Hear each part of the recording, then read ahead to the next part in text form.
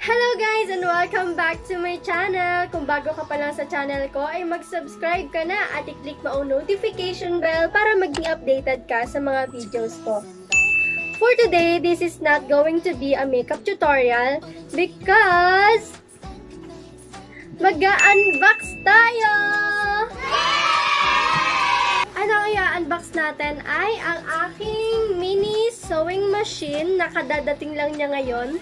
So without further ado, mag-unbox na tayo. First, syempre, gugupitin natin yung bubble wrap.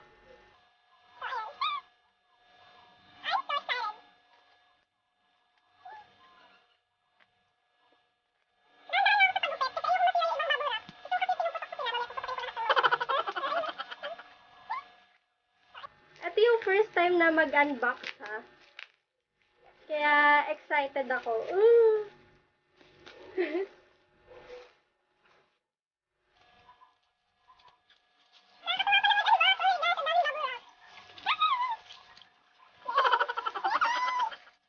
Look, ayun na siya.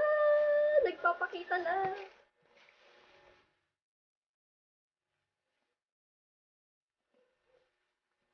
Okay.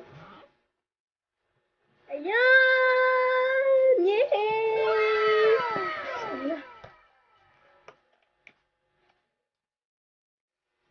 Tcharam! Char. Char. At ito yung una. Yay! Yung bobbins! Oh my! Nakakatawa! Merong 4 pieces. Ayan. Ayan. Pakita ko sa inyo yung laman nito. Meron siyang needle. Ayan. Ito yung karayom sa makina. Okay. Walang nakalagay na size. So, next, merong 4 bobbins. Ito siya. Ayan, ayan. Ayan siya. Merong 3 empty bobbins. Ayan, 1, 2, 3. Ayan, tas etong isa, may laman siya na white na sinulid. Ayan. Ayan. Ay, meron pa siya nito. Ito yung pang ano, ng karayom. Ay, ng karayom. Ito yung pang kuha ng sinulit para dito siya sa karayom. Ayan. Yung pinapasok siya dito. Ayan. Sa mga nahihirapan magpasok ng sinulid, for example, ayan, ganyan. Ilalagay mo dyan yung sinulid sa ano ng karayom. Then, lahin mo siyang ganon. Diba? Pero dun sa makina, syempre nakaganyan yung karayom dun, pag ganyan siya. Nakaganyan siya, okay? Gets niyo ba? Magagawa rin ako ng tutorial kung paano maglagay ng sinulid sa machine. Okay? Let's move on na sa sewing machine mismo.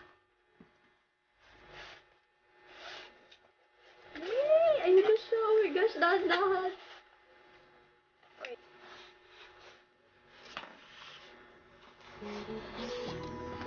Wow! Wait. Yan, ganyan siya. Ganyan siya. Oh my gosh. Tanggalin na natin to. Tanggalin na natin to, mga styro. Yan. So, andito sa styrofoam, yung pedal. Ito, yan. And then yung, ano ba to? Charger. Charger ba to? Basta ito yung pansaksak para gumana siya. Ayan. So, yan siya. Ganyan-ganyan siya. Diba? Cute! Okay, next. Ito na.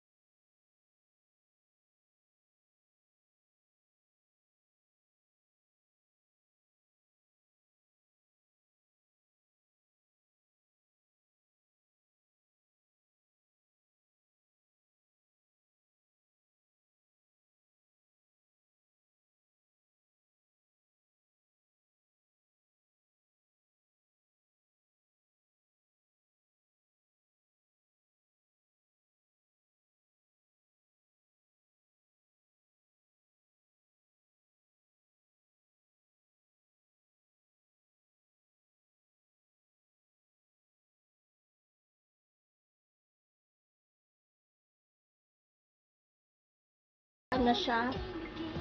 Try na rin natin.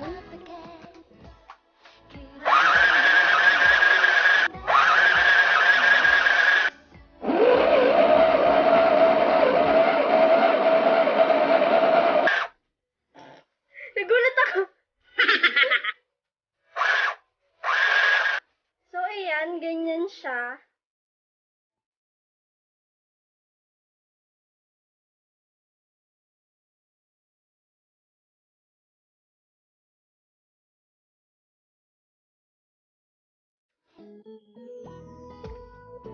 Tataas lang natin to.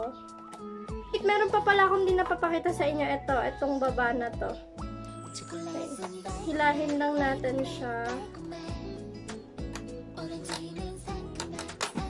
Ayan, natatanggal siya. Meron siya ditong bobbin sa loob. Ayan. Ayan, ganyan siya.